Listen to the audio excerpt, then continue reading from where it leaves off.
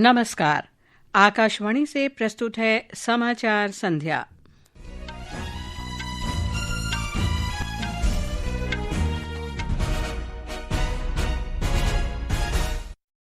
प्रधानमंत्री नरेंद्र मोदी ने मालदीव के राष्ट्रपति मोहम्मद मोइज़ू के साथ माले में द्विपक्षीय वार्ता की। दोनों देशों ने विभिन्न क्षेत्रों में 4 समझौता ज्ञापनों और 3 समझौतों पर हस्ताक्षर किए। भारत ने मालदीव को 4,850 करोड़ रुपए की ऋण सहायता प्रदान की। प्रधानमंत्री मोदी निर्बाध कार्यकाल के साथ देश के दूसरे सबसे लंबे समय तक सेवा देने वाले प्रधानमंत्री बने। संसद के दोनों सदनों की कार्यवाही विभिन्न मुद्दों पर विपक्ष के हंगामे के बाद सोमवार तक के लिए स्थगित। सरकार ने अश्लील सामग्री के प्रसारण के कारण 25 OTT वेबसाइट और ऐप्स पर प्रतिबंध लगाया। थाईलैंड कंबोडिया सीमा पर दोनों पक्षों के बीच झड़पें जारी। थाईलैंड में भारतीय दूतावास ने पर्यटकों के लिए यात्रा सलाह जारी की। और मैनचेस्टर में भारत के साथ चौथे क्रिकेट टेस्ट मैच के तीसरे दिन इंग्लैंड ने पहली पारी में अब तक 84 रन की बढ़त बना ली है।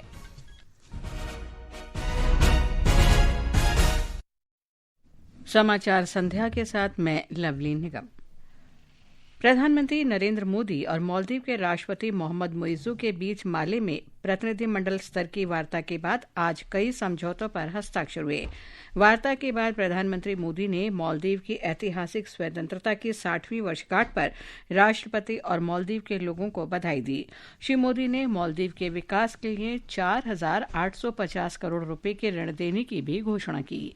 हमारी डेवलपमेंट पार्टनरशिप को नई उड़ान देने के लिए हमने मालदीव के लिए $565 मिलियन यानी लगभग 5,000 करोड़ रुपए की लाइन ऑफ क्रेडिट देने का निर्णय लिया है। यह मालदीव के लोगों की प्राथमिकताओं के अनुरूप यहाँ के इंफ्रास्ट्रक्चर के विकास से जुड़ी परियोजनाओं के लिए इस्तेमाल ली जाएगी। श्री मोदी ने कहा कि दोनों देशों के बीच रक्षा क्षेत्र में सहयोग लगातार बढ़ रहा है। रक्षा और सुरक्षा क्षेत्र में आपसी सहयोग, आपसी विश्वास का परिचायक है। रक्षा मंत्रालय की बिल्डिंग, जिसका आज उद्घाटन किया जा रहा है, यह ट्रस्ट की कंक्रीट इमारत है। हमारी मजबूत साझेदारी का प्रतीक है। साझेदारी अब वेदर साइंस में भी होगी। मौसम चाहे जैसा हो, our friendship will always remain bright and clear. Maldives की रक्षा क्षमताओं के विकास में भारत निरंतर सहयोग देता रहेगा। हिंद महासागर क्षेत्र में शांति, स्थिरता और समृद्धि हमारा साझा लक्ष्य है। प्रधानमंत्री मोदी ने कहा कि दोनों देशों के संबंध नई ऊंचाइयों को छू रहे हैं। पिछले साल अक्टूबर में राष्ट्रपति जी की भारत यात्रा के दौरान हमने व्यापक आर्थिक और समुद्री सुरक्षा साझेदारी का विजन साझा किया था। अब यह रियलिटी बन रहा है और उसी का परिणाम है कि हमारे संबंध नई ऊंचाइयों को छू रहे हैं। कई सारी परियोजनाओं का लोकार्पण संभव हुआ है। भारत के सहयोग से बनाए गए 4,000 सोशल हाउसिंग यूनिट्स अब मालदीव में कई परिवारों के लिए नई शुरुआत बनेंगे। मालदीव के राष्ट्रपति श्री मोइज़ू ने मुक्त व्यापार समझौते की जानकारी दी।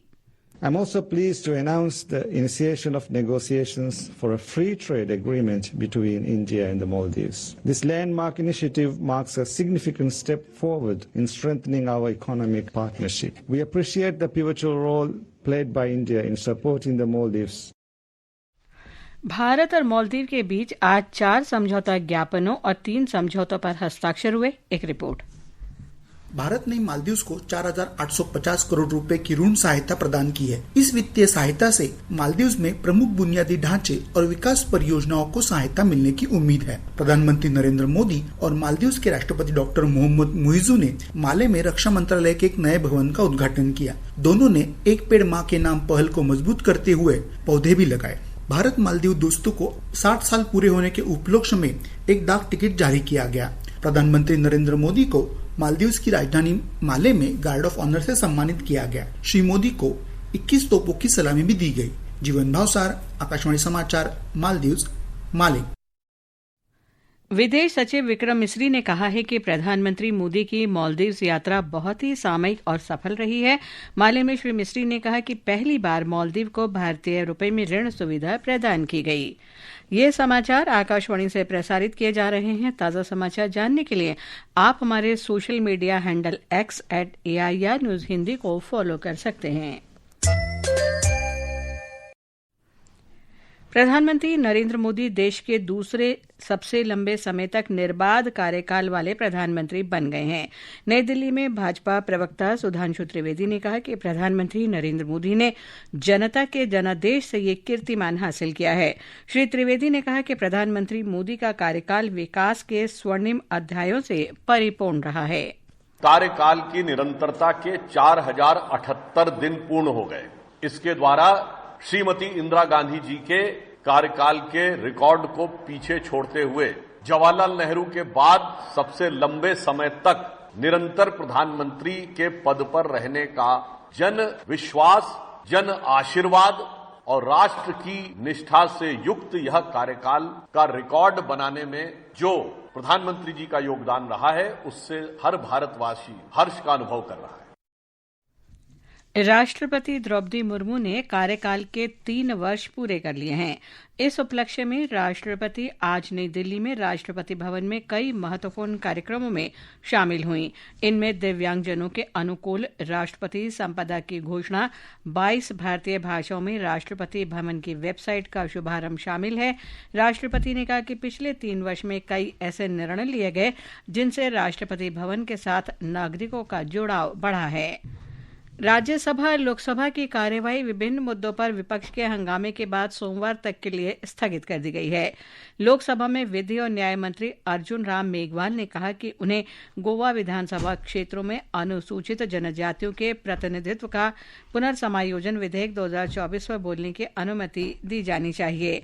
उधर राज्यसभा में भी विभिन्न मुद्दों पर विपक्ष के हंगामे के बीच कार्यवाही कई बार स्थगित हुई। संसदीय कार्य मंत्री किरेन रिजिजू ने कहा है कि पहलगाम आतंकी हमला और ऑपरेशन सिंदूर पर सोमवार को लोकसभा में विशेष चर्चा होगी। श्री रिजिजू ने कहा कि लोकसभा अध्यक्ष ओम बिरला की अध्यक्षता में हुई कार्य मंत्रणा समिति की बैठक में यह निर्णय लिया गया। मंडे से लोकसभा में 16 घंटे के लिए ऑपरेशन सिंदूर पर चर्चा होगी और ट्यूसडे को राज्यसभा में फिर 16 घंटे के लिए ऑपरेशन सिंदूर पर चर्चा होगी। ये स्पेशल डिस्कशन का एग्रीमेंट ये पहली बार नहीं है। चर्चा करने का कई तरीके होते हैं, इसलिए ऑपरेशन सिंदूर का चर्चा स्पेशल डिस्कशन होगा, कोई स्पेसिफिक रूल्स पे नहीं, ये एक स्पेशल डिस्कशन है। श्री रिजिजू ने विपक्षी दलों से सत्र में बाधा न डालने की अपील की। शिक्षा मंत्री धर्मेंद्र प्रधान ने कांग्रेस के इस दावे का खंडन किया है कि सरकार ने अन्य पिछड़े वर्गों के लिए कुछ भी नहीं किया है। श्री प्रधान ने कहा कि मोदी सरकार ने समावेशी परिदृश्य को बदल दिया है। श्री प्रधान ने कहा कि सरकार ने वर्ष 2025 में स्वीकृत पदों को 18,951 तक बढ़ा दिया है। आज पोस्ट बढ़ी है। 2025 में 18,951 लगभग 19,000 पोस्ट हुई है। उस 19,000 पोस्ट में से वैकेंसी 37% से घट के 25% हो गई है। SC/ST रिजर्वेशन में आज 8,150 SC/ST OBC वर्ग के लोगों को नियुक्ति किया गया है। SC वर्ग में लगभग 13% नियुक्ति किया। आज 15 में से 13% पोस्ट भरा हुआ है। 7.5 में से ST में से 6.5% भरा हुआ है और 27% में से 22.8% OBC पोस्ट भरा हुआ है। रेल मंत्री अश्विनी वैष्णव और रेल राज्य मंत्री रवनीत सिंह बिट्टू ने नासिक में वर्ष 2027 में त्र्यंबकेश्वर सिंहस्थ कुंभ के लिए रेलवे की योजनाओं की गहन समीक्षा की। रेल मंत्रालय ने 2027 में होने वाले नासिक त्र्यंबकेश्वर सिंहस्थ कुंभ की तैयारियां शुरू कर दी हैं। श्री वैष्णव ने अधिकारियों से प्रयागराज महाकुंभ 2025 के अनुभव से सभी निकटवर्ती स्टेशनों पर पर्याप्त सुविधाएं विकसित करने की सलाह दी। सरकार ने अश्लील सामग्री दिखाने वाले 25 OTT वेबसाइट और ऐप्स को बंद करने का निर्देश दिया है। सूचना और प्रसारण मंत्रालय ने कहा कि इन प्लेटफॉर्म से दिखाई जा रही कुछ सामग्री गंभीर रूप से अश्लील और अनुचित है। कई मंत्रालयों और महिला तथा बाल अधिकार विशेषज्ञों के साथ परामर्श के बाद ये कार्रवाई की गई है। रक्षा मंत्रालय ने सेना के लिए वायु air defence fire control radars की खरीद हेतु भारत इलेक्ट्रॉनिक्स लिमिटेड के साथ 2000 करोड़ रुपए के अनुबंध पर हस्ताक्षर किए हैं। मंत्रालय के अनुसार ये फायर कंट्रोल रडार लड़ाकू विमानों, हमलावर हेलीकॉप्टरों और दुश्मन के ड्रोन सहित सभी प्रकार के हवाई खतरों का पता लगाने में सक्षम होंगे। ये वायु रक्षा रेजिमेंटों के आधुनिकीकरण में महत्वपूर्ण साबित होगा और सेना की परिचालन क्षमता को बढ़ाएगा।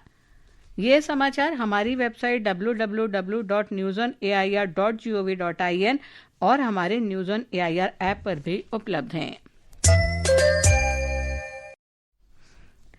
थाईलैंड कंबोडिया सीमा पर कई इलाकों में झड़पें जारी हैं।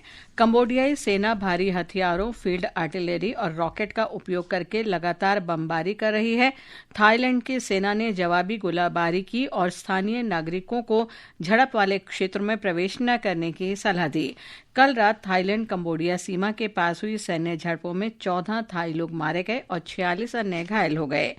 इस बीच थाईलैंड स्थित भारतीय दूतावास ने थाईलैंड जाने वाले सभी भारतीय यात्रियों को थाईलैंड पर्यटन प्राधिकरण के न्यूज रूम सहित थाई आधिकारिक स्रोतों से जानकारी लेने की सलाह दी है।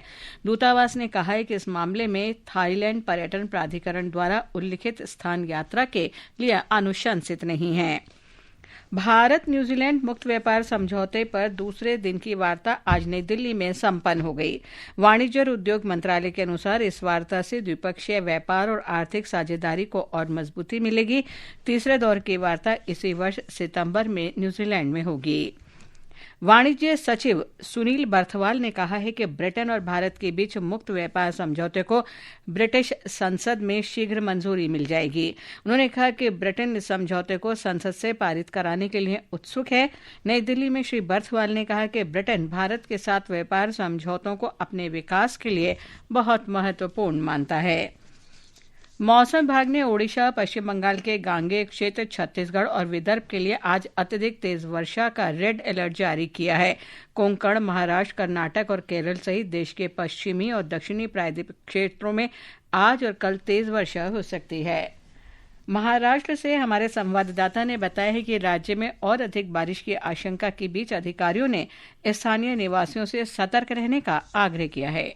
कोंकण, पश्चिम महाराष्ट्र, विदर्भ और मराठवाड़ा क्षेत्रों सहित महाराष्ट्र के 6 जिलों में अगले 24 घंटों के लिए रेड अलर्ट जारी किया है। शनिवार को भारी बारिश जारी रहने के अनुमान के चलते पालघर जिला कलेक्टर डॉक्टर इंदु रानी जाखड़ ने 26 जुलाई को जिले के सभी आंगनवाड़ियों, स्कूलों और कॉलेजों में छुट्टी घोषित कर दी है। पिछले 2 दिनों से लगातार हो रही बारिश के कारण मुंबई और उपनगरीय इलाकों में जल भराव और यातायात बाधित हो रही है। निवेदिता बोरकर, आकाशवाणी समाचार, मुंबई। बम्बई शेयर बाजार का संवेदी सूचकांक आज 721 अंक गिरकर 81,463 पर बंद हुआ। निफ्टी भी 225 अंक कम होकर 24,837 पर आ गया। भारत के साथ चौथे क्रिकेट टेस्ट मैच के तीसरे दिन इंग्लैंड ने पहली पारी में ताज़ा समाचार मिलने तक 4 विकेट पर 452 रन बना लिए हैं। मेजबान इंग्लैंड ने अब तक 94 रन की बढ़त बना ली है। भारत ने पहली पारी में 358 रन बनाए थे। सात्विक साईराज, वेंकी रेड्डी और चिराग शेट्टी की जोड़ी ने चाइना ओपन बैडमिंटन टूर्नामेंट के पुरुष डबल्स के सेमीफाइनल में मलेशिया के येव सेन ओंग और ई ये त्यू की जोड़ी पर आसान जीत दर्ज की है। चिराग और सात्विक का अगला मुकाबला मलेशिया के विश्व नंबर 2 आरोनचिया और सोई वई इक की जोड़ी से होगा। वायुसेना अध्यक्ष air chief marshal AP Singh ने आज नई दिल्ली में वायुसेना स्टेशन से शौर्य भारत कार रैली को रवाना किया। रैली का उद्देश्य ऑपरेशन सिंदूर की सफलता का स्मरण और सशस्त्र बलों की वीरता का सम्मान करना है। 800 किलोमीटर की रैली में 112 प्रतिभागी शामिल हैं। अंत में मुख्य समाचार एक बार फिर। प्रधानमंत्री नरेंद्र मोदी ने मालदीव के राष्ट्रपति मोहम्मद मोइजू के साथ माले में द्विपक्षीय वार्ता की। दोनों देशों ने विभिन्न क्षेत्रों में 4 समझौता ज्ञापनों और 3 समझौतों पर हस्ताक्षर किए। भारत ने मालदीव को 4,850 करोड़ रुपए की ऋण सहायता प्रदान की। प्रधानमंत्री मोदी निर्बाध कार्यकाल के साथ देश के दूसरे सबसे लंबे समय तक सेवा देने वाले प्रधानमंत्री बने। संसद के दोनों सदनों की कार्यवाही विभिन्न मुद्दों पर विपक्ष के हंगामे के बाद सोमवार तक के लिए स्थगित। सरकार ने अश्लील सामग्री प्रसारण के कारण 25 OTT वेबसाइट और ऐप्स पर प्रतिबंध लगाया। थाईलैंड कंबोडिया सीमा पर दोनों पक्षों के बीच झड़पें जारी। थाईलैंड में भारतीय दूतावास ने पर्यटकों के लिए यात्रा सलाह जारी किया और मैनचेस्टर में भारत के साथ चौथे क्रिकेट टेस्ट मैच के तीसरे दिन इंग्लैंड ने पहली पारी में 100 रन की बढ़त बनाई। इसके साथ ही समाचार संध्या का अंक समाप्त हुआ। नमस्कार।